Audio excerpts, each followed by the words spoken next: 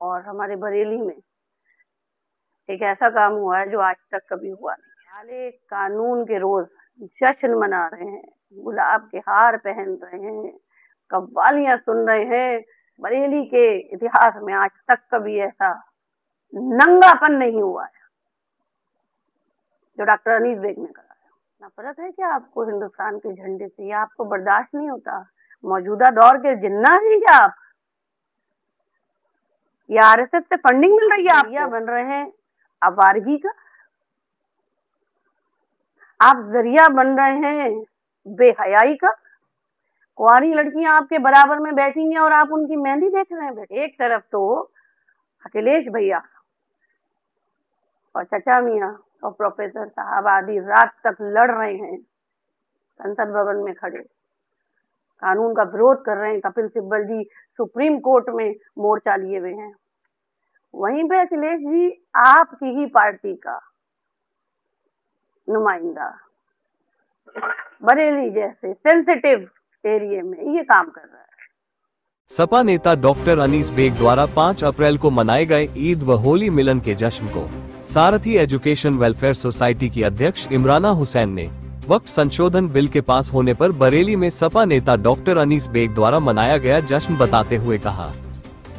ये press conference जो अभी 5 अप्रैल को हमारे देश में एक काला कानून बना है वो, और हमारे बरेली में एक ऐसा काम हुआ है जो आज तक कभी हुआ नहीं है, तो उसके उपलक्ष्य में और उसके ताल्लुक में मैंने आपसे बात करने के लिए। जैसे कि सब लोग जानते हैं कि हिंदुस्तान में जब से मोदी सरकार आई है तब से हर चुनाव में अल्पसंख्यक को निशाने पे लिया गया है और किसी न किसी तहत कानून में बदलाव किया गया है। कहा यह गया है कि अल्पसंख्यक का फायदा होगा, जबकि उसके एवज में अल्पसंख्यक का नुकसान ही हुआ है। वक्फ बोर्ड को लेके कि वक्फ बोर्ड में हम संशोधन कर रहे हैं और आधी रात को कानून बना दिया गया है। जिस दिन ये कानून बना है हमारे बरेली में एक कार्यक्रम हुआ है। ये कानून हिंदुस्तान के संविधान के सीने में छुरी की तरह है, क्योंकि हमारे फंडामेंटल राइट्स को चैलेंज किया गया है, उन्हें नेस्तनाबूद किया गया है, संविधान को बदलने की तैयारी की गई है। हिंदुस्तान का अल्पसंख्यक वो अल्पसंख्यक जो 1947 के वक्त चाहता तो चला जाता, पर उस वक्त के लीडरान सरदार वल्लभ भाई पटेल साहब ने जब जाते हुए लोगों से कहा था कि मैं हूं तुम्हारी हिफाजत के लिए, ये तुम्हारा घर है, ये उतना ही तुम्हारा है जितना मेरा है और तुम्हारी रक्षा मैं करूंगा। उनके वादे पे वो जो गरीब गुरबा मुसलमान यहाँ रुका, क्योंकि जितनी क्रीमी लेयर थी जिनको जाना था वो तो चले गए, वो तो छीन झपट अपना बैग उठा के निकल गए थे। बचा था वो गरीब मुसलमान जिसने 75 साल स्ट्रगल करके अपना एक वजूद बनाया था। आज उससे कभी कहा जाता है कागज दिखाओ, कभी कहा जाता है नमाज मत पढ़ो, कभी कहा जाता है कि दुकानें बंद करो, बहुत सी बातें हैं। बहरहाल हिंदुस्तान का मुसलमान तो बस ये देख रहा है कि कितनी अजियतें और उस पर अभी आना बाकी है। लेकिन जब हम ये देखते हैं कि हमारे बरेली के मुसलमान इस काले कानून के रोज जश्न मना रहे हैं, गुलाब के हार पहन रहे हैं, कव्वालियां सुन रहे हैं, नोट लुटा रहे हैं, तो रोना आता है अपने ऊपर कि ये हमारी कौम है, इसको दर्द नहीं है, इसको आने वाले वक्त में जो गरीब मुसलमान के ऊपर गाज गिरने वाली है उसका एहसास नहीं है। ये बात हकीकत है कि जो पैसे वाला मुसलमान है उसका बाल भी बाका नहीं होना है, उसे पता ही नहीं है 2 वक्त की रोटी कैसे कमती है। शाही में मुहर्रम के जुलूस में झगड़ा हुआ और झगड़े में क्या हुआ, 2 माओ का नुकसान हुआ, एक का बेटा चला गया और एक के बेटे जेल में। नूर नाम की लड़की, जब मैं उसे देखती हूँ तो मुझे तकलीफ होती है और मैं अल्लाह से दुआ करती हूँ कि परवरदिगार हमारी बेटी को सलामत रखना। वो लड़ती फिर रही है, सबसे गुजारिश करती फिर रही है कि उसके घर के मर्दों की मदद की जाए। उनके घर टूट चुके हैं, वीरान हो चुके हैं।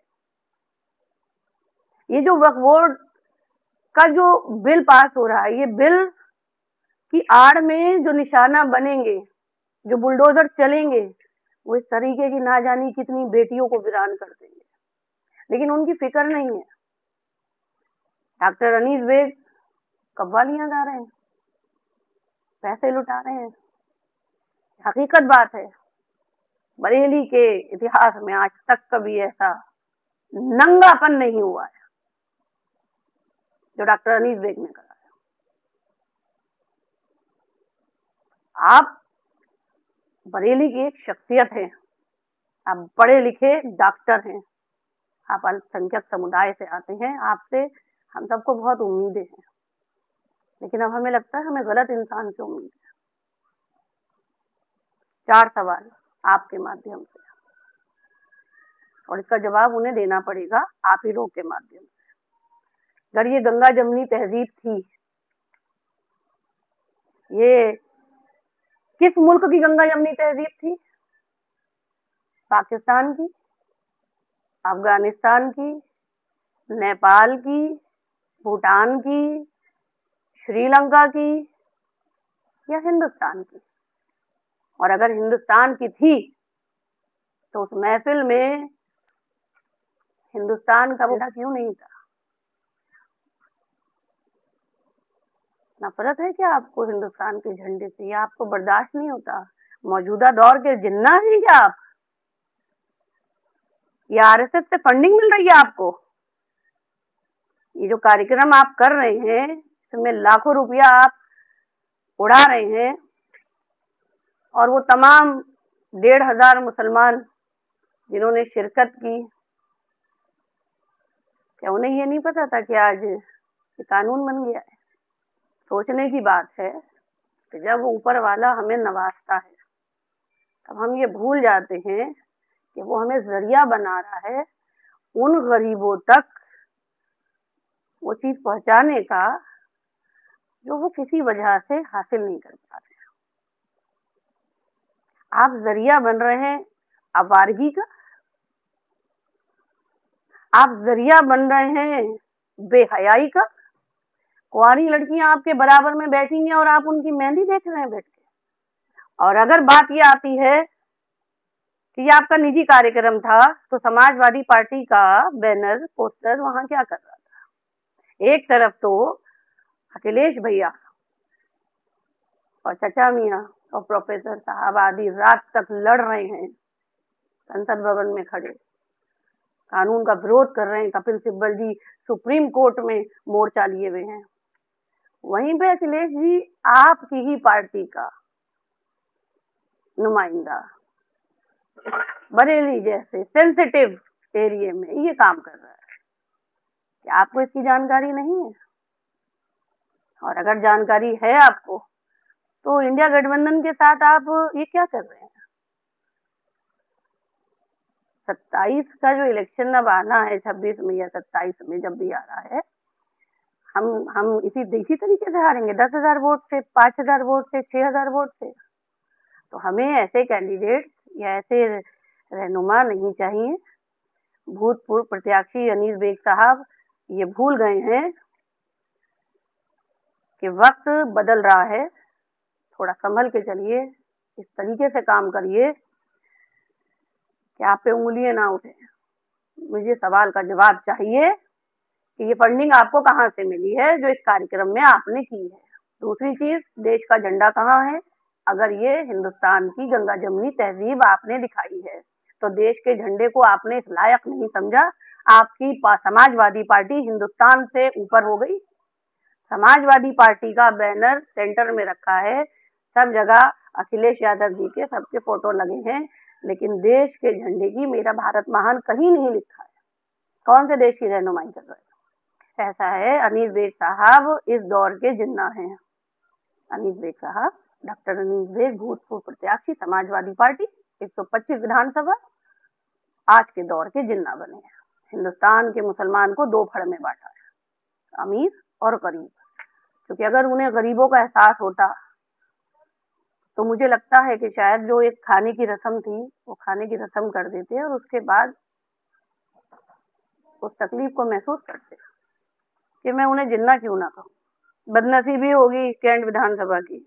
मैं तो अखिलेश यादव जी से इस लाइव के माध्यम से, आप लोग के माध्यम से सवाल कर रही हूँ कि ये जो कार्यक्रम हुआ है, आधी रात में आप चाचा मियाँ, प्रोफेसर साहब वहाँ स्ट्रगल कर रहे हैं और यहाँ आप ही के नुमाइंदे आपके फोटो लगा के, पार्टी का बैनर लगा के जश्न मना रहे हैं, खुशियां मना रहे हैं, ऐसे ऐसे करके नोट उड़ा रहे हैं। ये हमारी बदनसीबी है, ये हमारी बदनसीबी है कि अल्लाह ने जिसको नवाज दिया उसको ये होश नहीं है कि ये कर क्या रहा है। इन जैसे ही तो मुसलमान हैं जो दौलत के नशे में ये भूल जाते हैं क्या अलल हया व बलल ईमान है।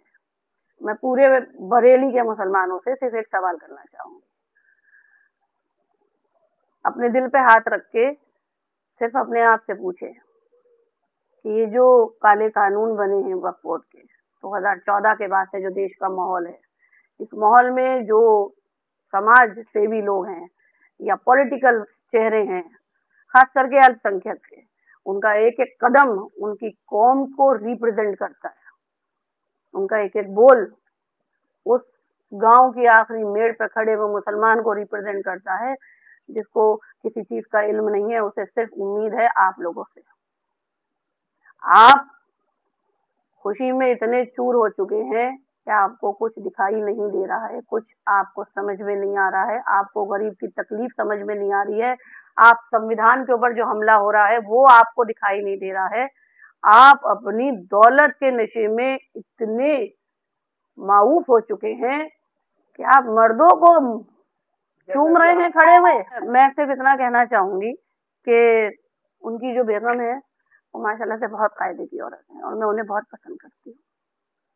ये उनकी जिम्मेदारी थी, ये उनकी जिम्मेदारी थी। उन्हें ये छोटी छोटी चीजों का ख्याल रखना चाहिए था कि अगर वो कोई कार्यक्रम कर भी रही हैं तो उस कार्यक्रम से कौम के ऊपर आवाज ना उठे। अगर सूफीज्म की महफिल सजाई गई थी तो खानका न्याज़िया में क्यों नहीं सजी? बरेली का सबसे बड़ा मरकज है सूफीज्म का, हिंदू मुस्लिम गठबंधन की मिसाल है।